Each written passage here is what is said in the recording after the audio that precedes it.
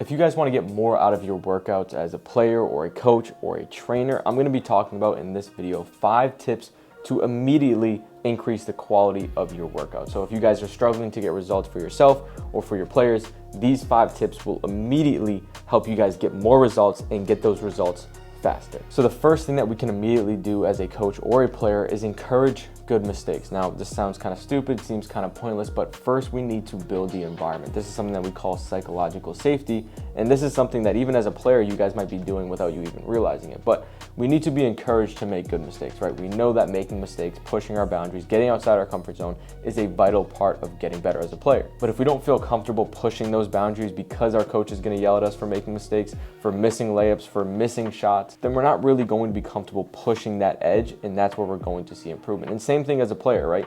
You guys belittle yourselves, you dribble the ball off your foot, you make a mistake, you miss a shot, you bring yourself down, right? Oh, God, I can't believe I missed that. I suck, this and that, right?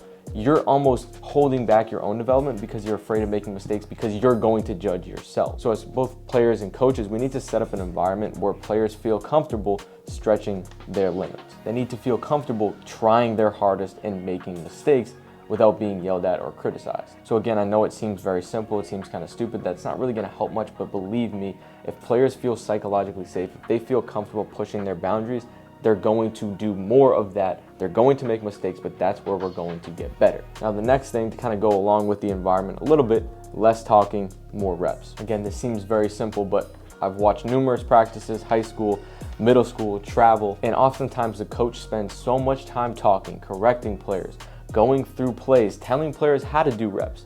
The less that these coaches talk, the more opportunity that players have to rep out what they're coaching them through, right? The more time they have to rep out these new skills, their jump shot, their finishes. And players don't get better by hearing what they should be doing, they get better by actually doing it. So the less that we can talk, the more that these players can actually rep it out. And the less that we can talk in terms of feedback, the more these players can self-discover. And we kind of just guiding these players to their own discovery as opposed to always trying to tell them, do this, correct this, fix that. Give players more time to discover these solutions on their own, to kind of explore the environment a little bit more and figure things out for themselves. So overall, the less that you guys can talk as coaches, the more opportunity these players are going to get at actually repping out what you guys want them to improve. Now, point number 3 is include more variability, right? The common thought process is that all we need to do to get better is to just rep something out and do it over and over and over again. Now, I've talked about this in numerous other videos. We talk about it on Mastery Hoops, but not all reps are created equal, right? If players are repping out the same exact thing over and over again, 2 things often happen. Number 1, it stops becoming a challenge,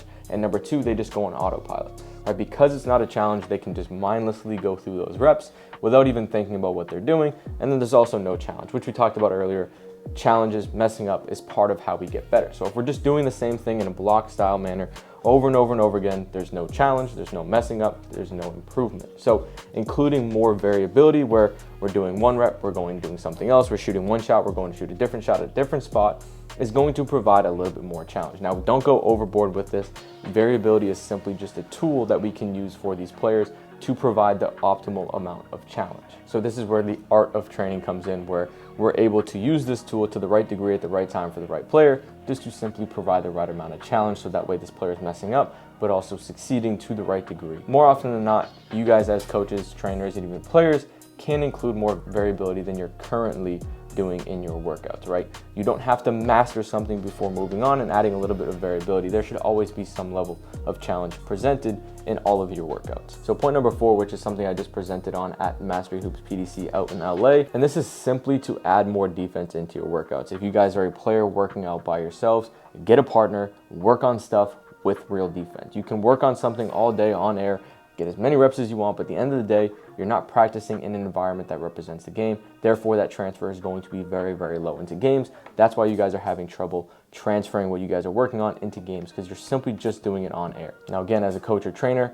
there's a lot of misconceptions that a player needs to be at a certain skill level. They need to master certain skills before we can introduce it into live play. And I'm basically saying do it the other way around.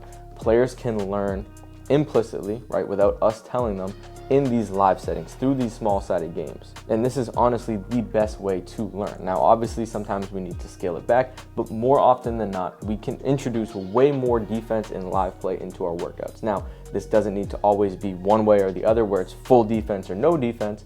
Sometimes we can implement 50% defense, or where the defense is just giving them one read, right? Where they're handling the ball, and then whenever they try to steal it, now we get into our on-air rep, right? So it's not all or nothing. There's so many different ways that we can get creative to implement this defense, to include this game-like feel where you actually have someone guarding you and you're learning skills through that, right? Because that's going to be way more representative of what you're actually going to see in the game. And the environment that you learn a skill in is going to help you utilize the skill when you need it in the game. So if you learn it in a more contextually specific environment, you're going to be able to use it in that contextual specific environment in a game. So try to find more ways to implement defense into your guys' workout in one way or another. Again, it's a spectrum, it's not all or nothing. So include this as much as you guys can into your next workout. Number 5 is include more individual constraints. So this is more for the coaches or trainers, and can even include for you guys as players if you guys are playing with other people, right? And pick up one-on-one, things like that. I hear this question all the time: how do we improve our group workouts when we have multiple different skill levels? Now again, getting back to the point I had earlier, where making sure that there's challenge.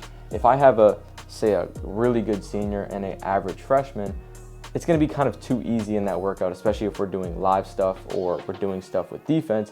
They're just going to be able to score way too easily. So what I need to do for both of them is implement individual constraints, so that way this player is in their optimal zone of improvement as well as this player, even though there is a wide skill discrepancy. So one of the ways that I can do that, say that we're working on finishing around the rim. This player is going to the rim and able to score any way that they want. It's going to be way too easy because they have a lesser able defender. But instead, if I implement an individual constraint on this person and say, hey, maybe they like to spin a lot into their finishes, no spin moves, adds a little bit more challenge. Maybe that's too easy. Okay, you can only finish using the backboard. So no floaters, no finger rolls and things like that, right? So I'm just giving you a very basic example, but there's ways that I can implement constraints on anyone in the group workout, right? Maybe this person's, hey, you got to finish with your weak hand every single time, or hey, this person, you can only score using floaters. Right, I'm able to, no matter the skill discrepancy in the group, still provide each person with the right amount of challenge to fit their current skill level and where we're trying to take them, and really almost individualize the workout so they can work on what they need to work on and this person can work on what they need to work on, even though we're working on similar stuff in the same exact group with different skill levels. So there's a lot of different ways that we can do this. Now we can implement individual constraints on scoring structures, spacing, which hand you can shoot with, finish with, how much time you have to score, how you can play defense, right? Maybe I have, again, the same example, last one, and then we'll get to the end of the video. But say this player, the more skilled player, is guarding the lesser skilled player. Now maybe when they're playing defense, they just got to put their hands behind the back. So now this player can still score, because if this guy was going full out on defense, they're not going to be able to score. It's too difficult. There's too much challenge, right? They're not going to be able to get better. So there's so many different ways that I can do that. But these are the 5 ways that you guys can really, almost immediately, if you implement these today, get way more out of your workouts, whether you're a player or a coach or a trainer. So if you want to see more results, if you want to see those results faster and translate over to games, these are some tips that I highly recommend that you guys implement more. I'm sure a lot of you guys already implement these if you've watched multiple of my videos, but implement them even more into your workouts. Get more results as both a coach and a trainer. So I hope you guys enjoyed the video. If you did, please drop a like, drop a comment. Really appreciate it. We'd love to continue to see this channel grow so we can continue to provide more and more videos to you guys. So appreciate it. We'll see you guys in another video soon. Peace.